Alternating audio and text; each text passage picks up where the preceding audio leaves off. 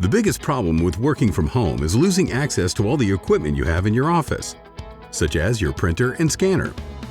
Sure, you could get a multifunction device installed at home, but if you only use it now and again, it's just taking up space. There's a better way. Microsoft 365 jumps to the rescue with its OneDrive app. Download the app to your mobile device or tablet, and it becomes a handheld scanner. Just tap the scan icon, select Document, and hit the white button as if you were taking a photo. You can even sign or draw on the scanned document by selecting the pen icon. Then tap Done, enter a file name, and save the document.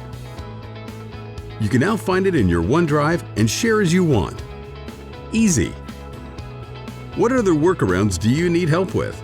Drop our experts an email and we'll see what else we can suggest.